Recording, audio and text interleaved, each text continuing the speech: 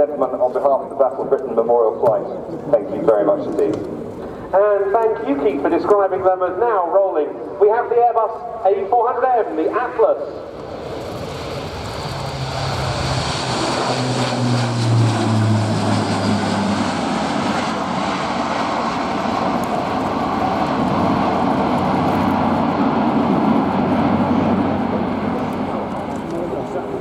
It may be a big beast of an aeroplane, this 4-turboprop airlifter, but it's one that shows a real turn of pace and agility in its display, contributed to us by its manufacturer, Airbus Defence and Space, though it's now very much an operational reality with the Royal Air Force, and indeed there's one of the new Atlas C1s on display in the static park here.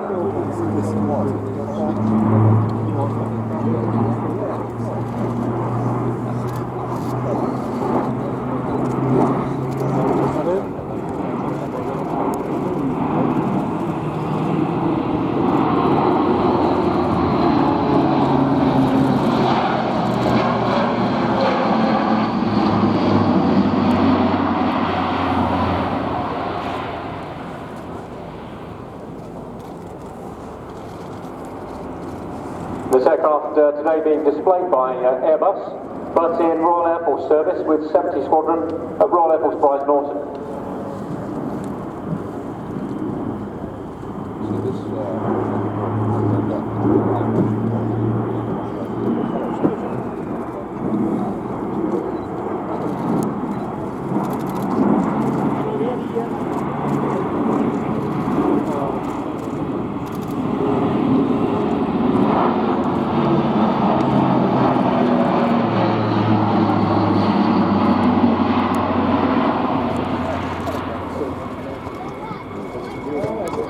Following a 10-year planning and building process, Project Future Prize has now come to fruition with around about 3,500 service, reserve, civil servant and industry partners coming in through that main gate every single day. And the aircraft is 70 Squadron joining the C-130Js at 24, 30 and 47 Squadrons, and the A330 Voyager aircraft at number 10 and 101 Squadrons.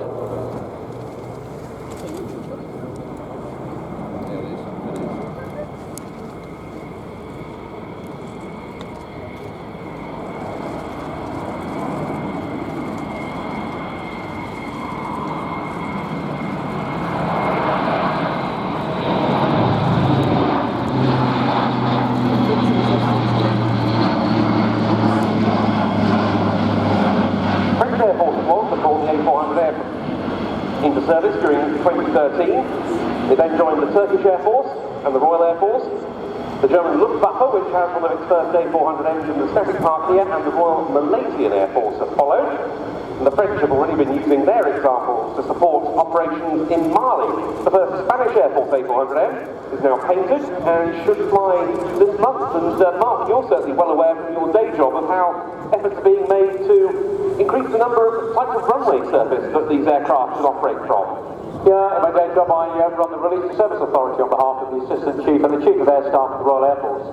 And as with every new aircraft, there's a very slow and incremental improvement to all of the capabilities of the aircraft. And it was only literally 4 weeks ago that we signed off the gravel, contracted gravel usage of runways for this aircraft.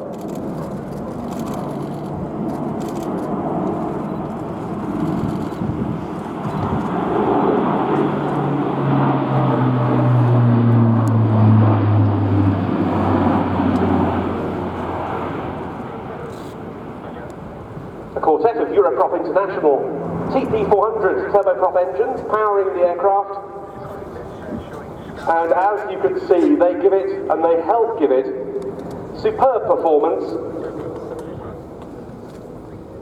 An aircraft that can do things during this display that you wouldn't expect of something so large.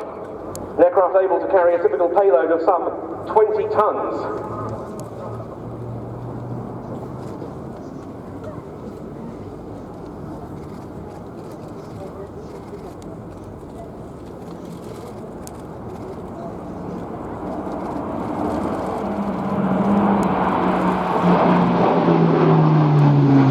And the fly-by-wire controls afford the ability to roll the aircraft to 100 120 degrees, and this we expect to see at the top of this climb.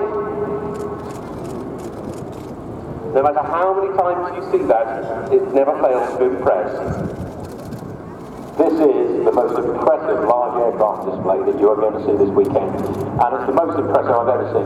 Very similar silhouette to the C-17, which is operated by the final squadron of Verizon Norton of 99 Squadron.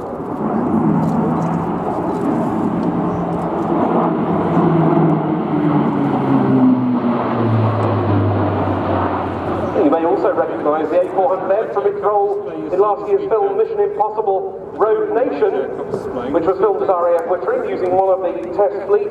You may remember Tom Cruise clinging to the side of an A400M.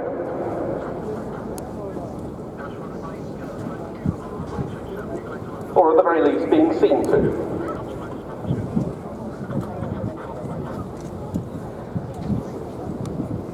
Also intended to air-to-air refuel helicopters, other large aircraft and fighters. It can carry a wide range of operational loads. It's a very capable platform indeed. It's coming in for a short landing. And during these displays this weekend, we've been remembering a man who was instrumental in this aeroplane's development program, the former chief test pilot of Airbus military, Ed Strongman, who made the type's first flight. He flew it here on several occasions at RIAT, including his British public debut in 2010. Ed was an absolutely lovely bloke. Unfortunately, he passed away earlier this year, and so he's very much in our thoughts as we watch the landing in the hands of British test pilot Tony Flynn and co-pilot Francois Brun of the Airbus A400M Atlas.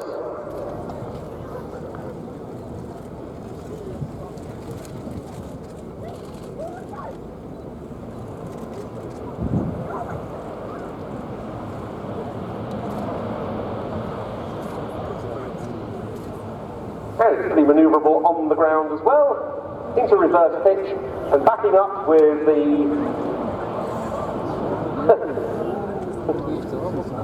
bit of a bounce there.